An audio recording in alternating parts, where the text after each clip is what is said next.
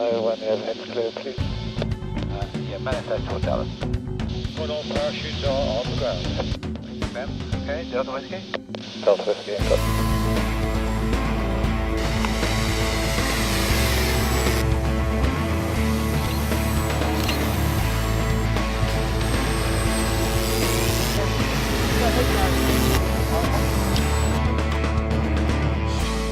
Down here at our local flying club today, you can hear the jets in the background, and we're flying a few of our review models that we've got coming up in the magazine over the next few months. I've got the E-flite Bonanza here, and we'll be flying the CML large foamy FMS Spitfire and possibly one or two others as well. So let's get flying. First off, we're just going to have a look at this. This is E-flite's new Beechcraft Bonanza, 49-inch span, electric powered of course.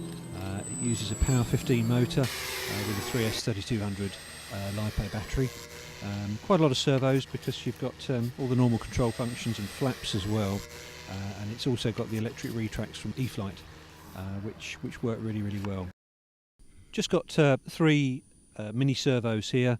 They're 2 kilogram torque servos. Just at the front, a 40 amp speed controller. I'm running everything off the BEC without a problem. 13 by 7 prop there, and the LiPo battery itself, which sits just here.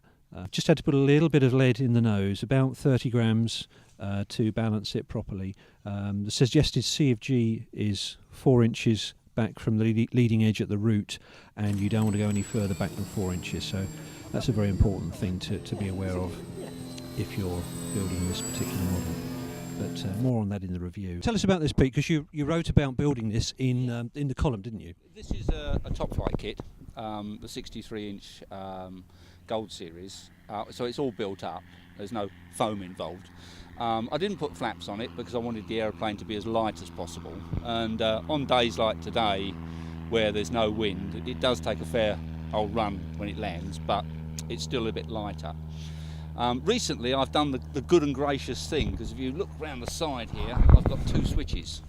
So for the first time in my life, I've put a second battery set for the retracts, because we nearly had a problem back in the summer where the battery failed. I'll be featuring that in one of the columns very soon. It does actually make you feel a lot more comfortable when you're flying it. But this aeroplane, it flies like it's on rails.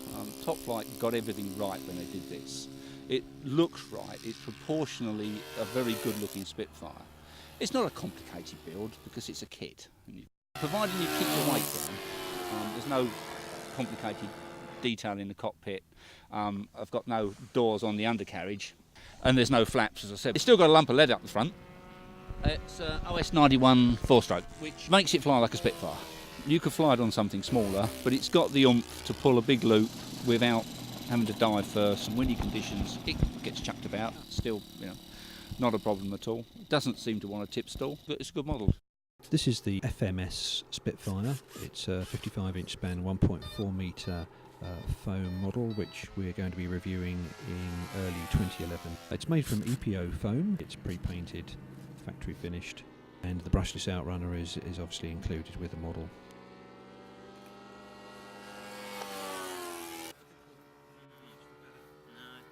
The model has electric retracts, which are increasingly becoming the norm for smaller retract systems anyway, and these are a large improvement on the mechanical retracts that weren't incredibly reliable. But in the meantime, have a look at it flying and see what you think for yourself.